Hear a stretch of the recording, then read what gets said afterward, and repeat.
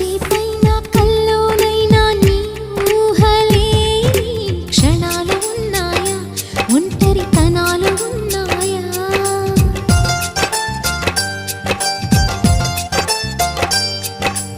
ఏం చేస్తున్నా ఎటు చూస్తున్నా ఈ రూపులోనే ప్రతిదీ చూస్తున్నా నిన్నే ప్రపంచమంటున్నా.